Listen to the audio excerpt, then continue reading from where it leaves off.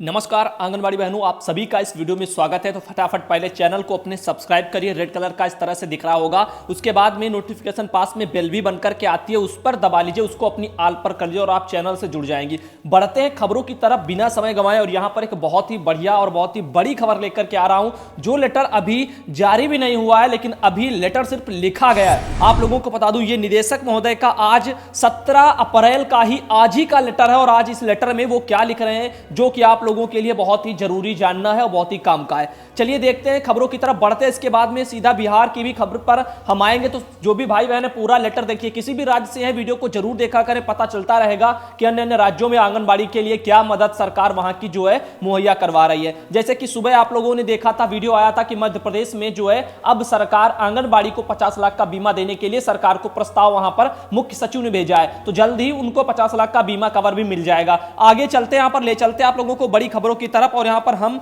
सीधा खबर पर आते हैं। लिखा है समस्त बाल विकास परियोजना अधिकारी उत्तर प्रदेश। लेटर सिर्फ टाइप किया गया आज और ये 2 दिन बाद प्रेषित हो जाएगा। और क्या आदेश है उसे आप लोग गौर करिए। लिखा है डीपीओ सुपोषण मंच का मैं प्रतिदिन अवलोकन करता हूं और श्री अरुण पांडे व अन्य से क्षेत्रीय समस्याओं के विषय में जानकारी है। जितने कम संसाधनों में भी आप उत्कृष्ट कार्य कर रहे हो उसकी सराहना हो रही है। नीचे यहां पर देखिए, वो आप लोगों के लिए बहुत ही जरूरी है, आंगनबाड़ी वर्कर के लिए लिखा है। आप लोगों ने लिखा है कि गाड़ियों का जो आपका रिन्यूअल वगैरह नहीं हुआ है। साथ में एक बड़ी समस्या जो आंगनबाड़ी बहनों की थी वो भी वहां पर डीपीओ के द्वारा उठाई गई है उत्तर प्रदेश में। लिखा है आंगनबाड़ी को सैनिटाइजर नहीं है। साथ में आज एपीआईपी वगैरह जो है, साथ में देख सकते हो बजट स्वीकृति मिल गई है। तो स्वीकृति की जो बैठक है पीएस मैम कर रही है। तो आज आपकी 17 अप्रैल को जो है बैठक हो रही थी निदेशक महोदय के सामने वहां पर, और काफी उच्च अधिकारियों के साथ बैठक। उसमें गाड़ियों को किराए पर लेने का भी अनुमोदन होगा। तो किराए पर जो गाड़ियां हैं वो ली जाएंगी। साथ में प्रशासनिक मद में प्रति आंगनबाड़ी को 2000 और 1000 रुपए की भी अनुमति मिल जाएगी। तो अब आंगनबाड़ी को जो है 1000 और 2000 ये रुपए हैं, इसकी अनुमति दी जाएगी। साथ ही लिखा यह धनराशि 37 करोड़ है। तो उत्तर प्रदेश में 37 करोड़ धनराशि ये आंगनबाड़ी के लिए सिर्फ किस लिए होगी? 1000-2000 रुपए के लिए, जो यहां पर आप देख सकते हो ये मास्क सैनिटाइजर वगैरह के लिए लिखा है। उसमें आंगनबाड़ी सैनिटाइजर मास्क ले सकती हैं। 2 दिन बाद बजट जारी करूंगा। तो बाल विकास विभाग के जो आपके निदेशक महोदय हैं उनका कहना है, यहां पर आप देख सकते हो कि अभी यहां पर आज एक उच्च स्तरीय बैठक की गई है। समय से पहले जानकारी आप लोगों को हम भेज रहे हैं। आप लोग वीडियो को पूरा लाइक कर दो और अधिक से अधिक वीडियो को शेयर कर दिया करो। साथ ही आपको बता दें, चैनल से जुड़े नहीं हो तो सब्सक्राइब करके चैनल की बेल जरूर दबा लीजिए। हर वीडियो देखिए, सुबह दोपहर शाम 3 टाइम ऑल इंडिया पर वीडियो आते हैं, उन खबरों को देखिए। यदि और भी खबरें पाना चाहते हो तो टुडे ब्रेकिंग न्यूज टीवी हमारा, उस पर जाकर के खबरें और देखिए।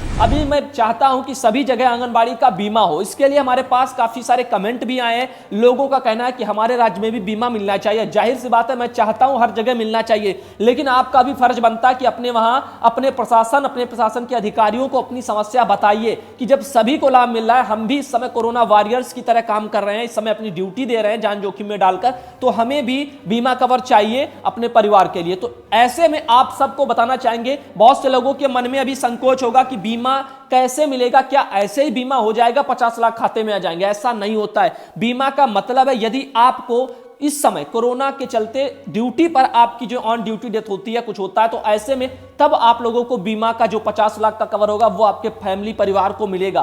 तो जाहिर सी बात है, वो दिन ना आए देखने के लिए तो बहुत अच्छी बात है, लेकिन बाई चांस कुछ हो जाता है किसी बहन को, तो कम से कम उनके परिवार की चिंता तो नहीं रहेगी। उनके घर के जो बच्चे हैं वो, उनके लिए कम से कम बहन को टेंशन लेने की जरूरत नहीं और ड्यूटी पर भी जा सकती है। तो ऐसे में जो बजट वगैरह था, इस पर भी सरकार को गौर करना चाहिए आंगनबाड़ी के, खासकर जो बीमा कवर को लेकर के। आगे बढ़ते हैं और आप लोगों को ले चलते हैं। हमारे पास एक अगला लेटर है। मैंने कहा था आज बिहार से लेटर दिखाऊंगा। बिहार राज्य आंगनबाड़ी संयुक्त संघर्ष समिति का ये लेटर 16 अप्रैल कल के दिन का जारी किया हुआ लेटर है। आप देख सकते हो, ये थोड़ा आप सब भाई बहन गौर करिए। लिखा है लॉकडाउन के दौरान सभी जो है सवारियां बंद हैं, और जिससे दूर दराज की सेविकाओं को पोषाहार राशि की जो निकासी करने बैंक तक आना मुश्किल कार्य है। स्वयं की सवारी से भी चलने पर प्रशासन के द्वारा प्रतिबंध है। इस व्यवस्था को और कड़े तरीके से बिहार में जो है आज से लागू कर दिया गया है। किसी भी रूप में सेविका कार्य करना चाहती है तो निश्चित रूप से लॉकडाउन तथा सोशल डिस्टेंसिंग का उल्लंघन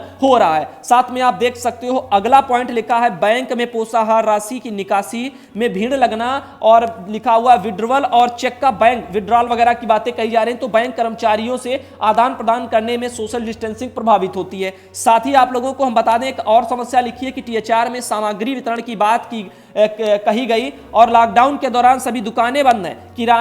किराना दुकानें खुली रहीं, जिसमें दिन प्रतिदिन सामानों की कमी होती जा रही है। और 2.5 से 3 कुंटल चावल, लगभग 1 कुंटल दाल और 80 से 85 किलोग्राम सोयाबीन की जरूरत एक केंद्र पर होगी। शायद एक किराना दुकान में मात्र एक केंद्र के लिए भी इतनी सामग्री निश्चित रूप से नहीं मिल पाएगी, जबकि एक पंचायत 15 से 25 केंद्र होते हैं और एक परियोजना में लगभग 200 से 300 केंद्र होते हैं। तो ऐसे में आप बताइए ये पूरा राशन का सप्लाई आंगनबाड़ी तक कहां से आएगा और कैसे उस सप्लाई को आंगनबाड़ी वर्कर आगे बढ़ा पाएंगी। फिलहाल के लिए अगली समस्या देखते हैं। बहुत अच्छी तरीके से बिहार राज्य आंगनबाड़ी यूनियन ने सरकार के सामने जो है मांगे रखी हैं। शासन को यह लेटर भेजा है, लिखा है लॉकडाउन के दौरान सभी सवारियां बंद हैं। तो सवारियां बंद है तो आंगनबाड़ी कैसे बेचारी यहां से वहां जाएंगी और कैसे बैंक से पैसा निकालेंगे, क्योंकि पैसे का भुगतान सरकार कर रही है और उससे राशन खरीद करके फिर बांटा जा रहा है। आगे आप लोगों को बताना चाहेंगे, ये तो कुछ समस्या आपकी हो गई। आगे लिखा है केंद्र पर टीएचआर के दौरान मात्र 4 लाभार्थी को एक बार बुलाने की बात कही गई है, जो पूर्ण रूप से अव्यवहारिक है। तो ऐसे में आप लोगों को बता दूं, एक बार में 4 लोग सिर्फ आएंगे तो आखिर कितनी बार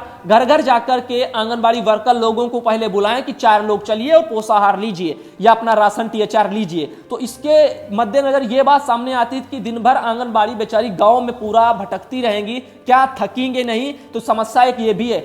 पोषाहार बांटने के लिए घर घर सरकार कह रही है, आखिर आंगनबाड़ी वर्कर लोगों के घर कितनी बार जाएंगी? पूरा गांव, मान लीजिए एक गांव के इस छोर पर आंगनबाड़ी है, दूसरे छोर पर उनको जाना है, तो ऐसे में कितने परिवारों का पोषाहार वो अपने कंधों पर लेकर के जा सकती हैं? सरकार विभाग हमारा इस पर क्यों नहीं सोच रहा है? आप लोग वीडियो देख लेते हो, उसके बाद चले जाते, कुछ कहते हमारे राज्य से खबर नहीं आती, कोई कहता हमारे राज्य से खबर नहीं आती। भाई आप पूरा वीडियो शायद ना देखते हो, शायद तीनों टाइम के वीडियो ना देखते हो, या फिर आप लोग ये नहीं समझते कि राज्य से फर्क नहीं पड़ता, आंगनबाड़ी की समस्या से फर्क पड़ता है। मैं जो समझाता हूं उसे आप समझिए और अपने अपने राज्यों में अपनी मांगों को रखिए कि आंगनबाड़ी आखिर कैसे अपने कंधों पर पोषाहार और टीएचआर बांटकर लेकर के जो है जाएंगी लाभार्थी के डोर टू डोर। अब एक बार मान लीजिए किसी लाभार्थी को पोषाहार देने आंगनबाड़ी जा रही है तो एक बार में कितने लोगों का लेकर के जा सकती है? मात्र 2 लोगों का, बहुत बहुत 6 पैकेट या उससे ज्यादा। आप लोगों को बता दूं 10 पैकेट या 11 पैकेट, बहुत बहुत 10-11 किलो वजन काफी होता है महिलाओं के लिए। तो ऐसे में यह समस्या। दूसरी बात आप लोग ध्यान देना, अब आगे सरकार ये सोच नहीं रही, अब आंगनबाड़ी पूरा बोरी का पैकेट तो उठा करके ले नहीं जा सकती। अब 4 लोगों का, यदि 2 लोगों का मात्र टीएचआर ले जा रही हैं और लाभार्थी उनके वहां पर 60 हैं, 70 हैं, 80 हैं, कहीं 100 हैं, कहीं 150 हैं। तो ऐसे में 150 लाभार्थियों को ये पोषाहार टीएचआर पहुंचाना ये अपने आप में चुनौती है, और आंगनबाड़ी कैसे लेकर के जाएं? और ऐसे में सरकार ने कभी आज तक इतनी तो सुविधाएं दी नहीं कि आंगनबाड़ी वर्कर के पास 4 पहिए वाली कार हो या आंगनबाड़ी के पास जो है अन्य तरह के जो ऐसे सामान, जो जरूरत वाली जो है सामान हो जिसके चलते आंगनबाड़ी कुछ उससे मदद ले सके। तो कुछ भी नहीं है तो आंगनबाड़ी आखिर करें क्या?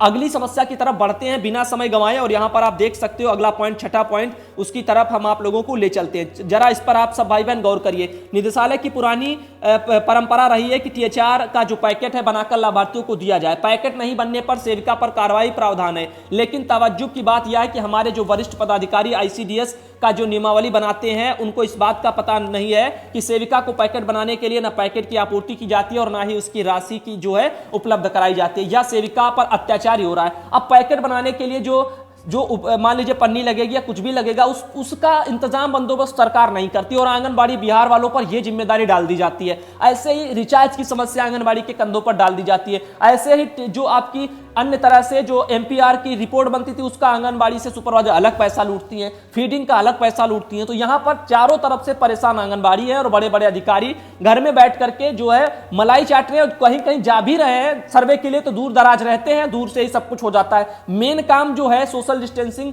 जो एक बना करके रखना वो आंगनबाड़ी को निभानी है, घर घर जाना, डोर टू डोर सब कुछ ये करना, जिम्मेदारी बहुत बड़ी है। और फिर भी बिना मास्क बिना सुरक्षा के इंतजाम में आंगनबाड़ी अभी भी लगी है और अभी भी उन तक ये सारी चीजें पहुंचा पहुंचाई नहीं गई है। बड़े दुख की बात तो यही है। आगे चलते, ना ही बीमा का कोई प्रावधान सरकार ने किया और फिर भी इस पर बहुत सी जगह आंगनबाड़ी वर्कर आवाज उठाती है, तो वहां उनकी समस्याओं को कहीं कहीं सिर्फ एक आध जगह सुना गया, बाकी जगह वो भी नहीं। आगे बताना चाहेंगे, टीएचआर के दौरान लाभार्थी का खाता विवरण, आधार नंबर, राशन कार्ड नंबर, पहचान पत्र ये लेने की बात कही गई है, जो उनके द्वारा सेविकाओं को हाथ में जो है पासबुक, आधार कार्ड, राशन कार्ड, पहचान पत्र बिना लिए संभव नहीं है। ऐसे कैसे नंबर नोट करेंगी? बहुत से लोग जो है पढ़े लिखे नहीं है, आप सबको पता है, तो वो लोग पढ़ भी नहीं पाएंगे क्या संख्या जो है इंगित है राशन कार्ड वगैरह में, पहचान पत्र में, इन सब चीजों में। तो जो लिखना है उसे आंगनबाड़ी को अपने हाथों में लेना होगा। अब ना ग्लव्स है ना सैनिटाइजर, आंगनबाड़ी सबके ये सब लेती फिरेंगी, कहां कहां जाएंगी, तो संक्रमण बढ़ेगा या नहीं बढ़ेगा? मान लीजिए ग्लव्स आंगनबाड़ी ने पहन लिए और राशन कार्ड ले लिया अपने हाथ में एक घर का, वहां पर उनका लेकर के नोट कर लिया, उसके बाद अगले घर में जाती हैं, अगले घर वाले का लेती हैं राशन कार्ड या पहचान पत्र, उसका नंबर नोट किया, फिर उनको दे दिया। अब जिसके घर से लेकर के मान लीजिए आई थी, उसके घर में किसी को संक्रमण था, अब वो संक्रमण आंगनबाड़ी के ग्लव्स पर है कोरोना, उसके बाद में वो दूसरे के घर में जाने पर वो हो गया, तो ये तो बढ़ावा ही मिलेगा ना। तो समझने की बातें, लेकिन पता नहीं बाल विकास विभाग वो जानता सब है, लेकिन फिर भी आंगनबाड़ी की फिक्र नहीं करते हुए काम में बराबर लगाए हुए। और कभी अगर ये समस्या ऐसी सामने आई कि ये इस तरह से फैलेगा और इसकी जिम्मेदार आंगनबाड़ी ठहराई गई, तो आगे बात बहुत ही खराब होगी। फिलहाल के लिए आगे चलते आप लोगों को बताना चाहेंगे, ये तो लाभार्थियों की एक तरह की समस्याएं थी। आगे यहां पर लिखा हुआ प्रधान सचिव गृह विभाग भारत सरकार लिखा हुआ, तथा आप जो निदेशक महोदय के पत्र से स्पष्ट है कि इन सारे कार्यों में सोशल डिस्टेंसिंग का पालन होना चाहिए, जो सिर्फ और सिर्फ कहने की बात है, पालन नहीं हो पा रहा है, व्यवहार में असंभव है। साथ ही सैनिटाइजर, साबुन, मास्क, दस्ताना या सुरक्षा किट का प्रयोग करने की बात कही गई, जो विभाग द्वारा उपलब्ध भी नहीं कराया गया। सुनने में आ रहा है कि शायद साधारण मास्क देने की बात कही गई है। अब साधारण मास्क से कुछ भी नहीं होगा, कुछ भी नहीं होगा साधारण मास्क से। इसके लिए लगभग तो 3 लेयर वाला मास्क होना चाहिए, बढ़िया मास्क जो डॉक्टर्स लोग पहनते हैं, वो आंगनबाड़ी को भी चाहिए, क्योंकि वो घर घर जाती हैं, डोर टू डोर,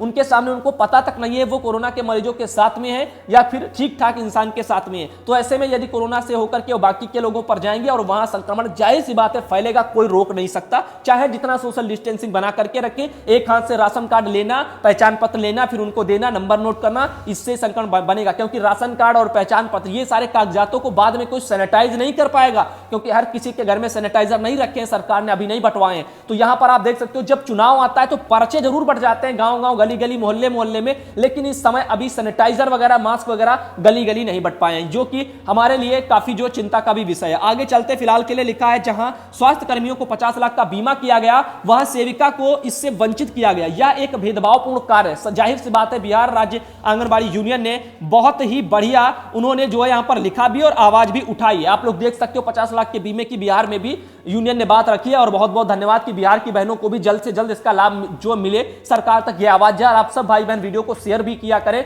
लाइक भी किया करें, साथ में जो है चैनल को सब्सक्राइब भी करवाएं अपने लोगों को, ताकि और भी आवाज तेजी के साथ आंगनबाड़ी की गूंज सके। देख सकते हो 56 लाभार्थी को टीएचआर करने का समय आप देख सकते हो 12 बजे से 3 बजे तक है, जिसमें सेविकाओं को यह काम करते हुए 4 बजे जाता है। इस दौरान 96 लाभार्थियों को टीएचआर करना तथा खाता का डिटेल और आधार नंबर लेना संभव नहीं है। व्यवहार में देखा जाए तो इतना काम करते करते 12 बजे रात होने तक भी यह कार्य पूर्ण नहीं होगा, और संदेहास्पद ही है जब सरकार तक हमारे वरिष्ठ पदाधिकारी कहते हैं कि सेविका को मजदूर की श्रेणी में भी नहीं रख सकते, क्योंकि वह मात्र 4 घंटे काम करती हैं। तो इस परिस्थिति में इतने काम का लोड सेविका पर देना कहाँ का न्याय है? जाहिर सी बात है, आपको याद होगा अभी उत्तराखंड में 2 महीने पहले धरना बहनों ने किया था, 2-3 महीने पहले, दिसंबर जनवरी के साइड में। आप लोगों को पता होगा, वहां पर बाल विकास की मंत्री जी, राज्य मंत्री बोली थी, क्या कहीं उन्होंने कहा था कि आंगनबाड़ी मात्र 4 घंटे काम करती है। बाल विकास विभाग में पदाधिकारी होकर के ये तक पता नहीं कि आंगनबाड़ी मात्र 4 घंटे काम करती है, 14 घंटे काम करती है।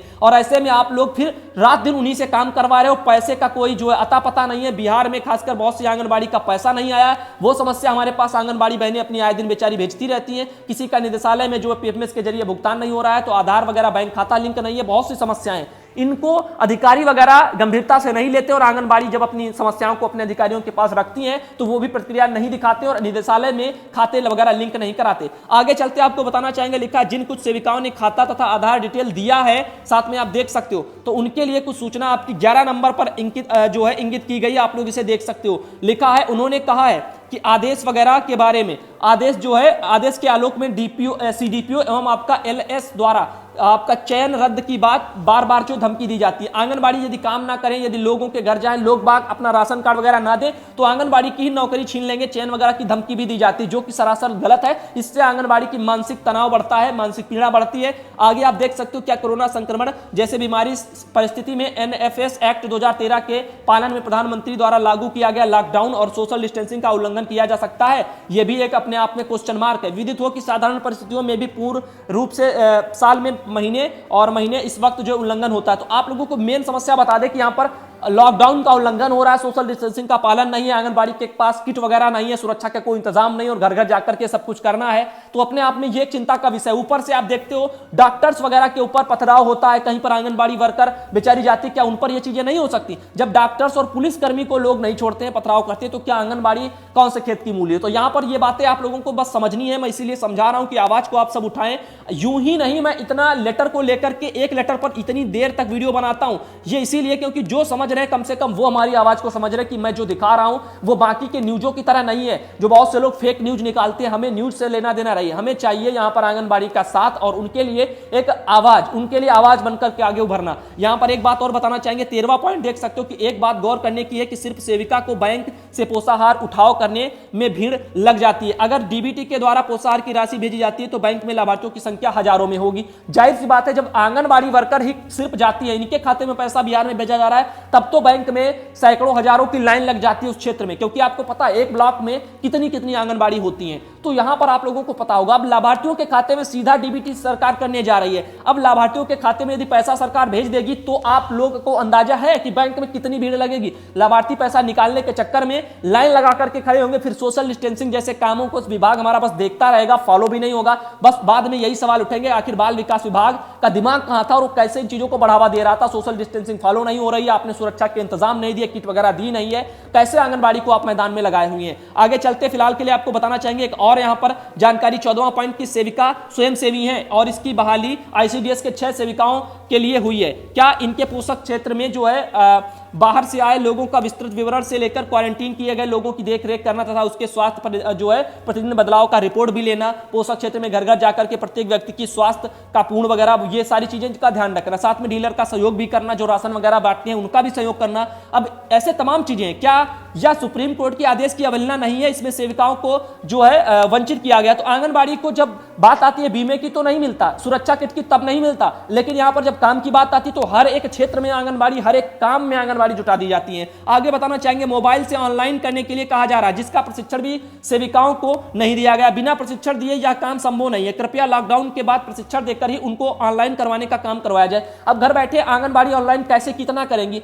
एक तो हमारा विभाग 200 रुपए का, उनसे यह नहीं होता कि आंगनबाड़ी को जो है फोन में रिचार्ज करवा पाए। और एक बड़ी और समस्या है, हर जगह भी आंगनबाड़ी को मोबाइल फोन भी विभाग ने मुहैया नहीं कराए। तो बजट आया था, फोन नहीं बटे, विभाग की इतनी बड़ी लापरवाही। एक साल हो जाता है, फोन आप नहीं पहुंचा पाते हर एक आंगनबाड़ी अपने कर्मचारियों के पास। आंगनबाड़ी पर फिर ऊपर से अधिकारी दबाव बनाते हैं, आप लोग घर में फोन खरीदिए, अपने पैसों से खरीदिए और ये सब कुछ करिए, अपने पास लोग रिचार्ज कराएं। कहते हैं रिचार्ज का पैसा भेज देंगे, आंगनबाड़ी बिल वाउचर बना करके भेजती है, लेकिन पैसा नहीं आता है, आंगनबाड़ी तब भी परेशान। आगे दिखाना चाहेंगे, आखिरी एक 16 नंबर का पॉइंट है, विभाग द्वारा उपलब्ध कराए गए लगभग हर मोबाइल में कुछ ना कुछ तकनीकी गड़बड़ी भी है। जाहिर सी बात है, मोबाइल कितने घटिया किस्म के 4-5 हजार का मोबाइल, ये कोई मोबाइल होता है आज के समय में? जब इतने बड़े बड़े जो है ऐप आ रहे हैं, एप्लीकेशन आ रहे हैं, डाटा इतना बड़ा है, तो ऐसे में हैक करेगा मोबाइल और ऐसे में वो चलेगा भी नहीं अच्छे से। तो यहां पर देख सकते हो, जिसमें जो है रिपेयरिंग या बदलने की भी आवश्यकता है। तो जहां पर मोबाइल खराब है वहां पर अब इस समय तो सारे मोबाइल वगैरह ठीक हो नहीं सकते, तमाम चीजें बंद है। तो आखिर बाल विकास विभाग अपना थोड़ा बदलाव करे इन कामों में, ये आंगनबाड़ी वर्कर चाहती है। और आंगनबाड़ी को भी पहली नंबर में सुरक्षा के इंतजाम चाहिए,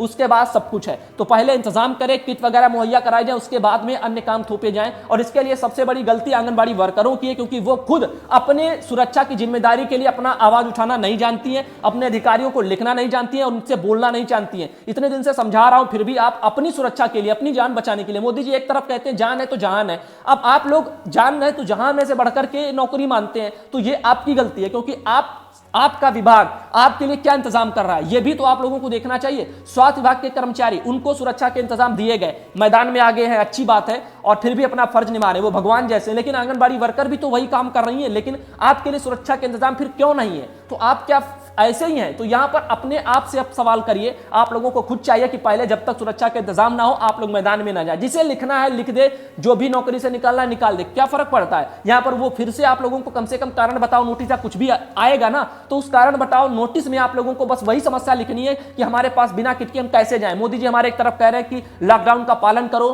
संक्रमण ना फैले। अब हम लोग बिना इंतजाम के बाहर जाएंगे, संक्रमण फैलेगा, तो हम क्यों इस चीज को बढ़ाएं आगे। हम भी तो चाहते हैं कि हमारा देश सुरक्षित रहे। तो यहां पर मोदी जी की जो बातें हैं उन पर थोड़ा गौर करिए। और हमारा बाल विकास विभाग गौर नहीं कर रहा है, क्योंकि वो लोग अपने अपने आराम से बैठे, अपने पास उनके पास हर एक सुविधाएं हैं तो वो बैठे, लेकिन आंगनबाड़ी वर्कर गरीब हैं, खाने के लाले पड़े हुए हैं। अब ऐसे में वो कहां से सारी चीजें जुटा पाएंगे अपने पैसों से। और वैसे भी विभाग को वो अपने पैसों से खुद ही सींच रही है। सबसे बड़ी समस्या ये, हर कोई जानता है मोबाइल से लेकर के मोबाइल में रिचार्ज तक की समस्या आंगनबाड़ी की उन्हीं के कंधों पर पड़ी हुई है। यहां तक कि तमाम जो है फोटोकॉपी कराना, तमाम इतना पैसा मिलते मात्र 4,000 है और जाता घर से 6,000 है। ना मानो तो एक महीने का पूरा खर्चा निकाल करके देख लेना क्या क्या सरकार विभाग वाले थोप रहे हैं, तो आप लोगों को पता चल जाएगा। फिलहाल के लिए हम नहीं चाहते कि यहां पर ये सारी चीजें, लेकिन हम यही चाहते कि आंगनबाड़ी वर्कर को उनका न्याय मिले और वो काम में तब लगाई जाए जब उनके पास सुरक्षा के इंतजाम हो, ताकि पूरा भारत हमारा सुरक्षित रहे और ये संक्रमण का खतरा जो आगे ना बढ़े, संक्रमण को बढ़ावा ना मिले। क्योंकि आंगनबाड़ी एक ऐसा माध्यम बनी हुई समय बिना सुरक्षा के इंतजामों के कि वो संक्रमण को बढ़ा सकती हैं, और ये यदि होगा तो ये बहुत ही गलत होगा। एक तरफ जितने प्रयास किए जा रहे हैं जनता को बचाने के लिए, वो सारे धरे के धरे रह जाएंगे। फिलहाल के लिए वीडियो आपको कैसा लगा, उम्मीद करता हूं वीडियो पसंद आया होगा, लाइक जरूर करेंगे और शेयर भी करेंगे। धन्यवाद दोस्तों।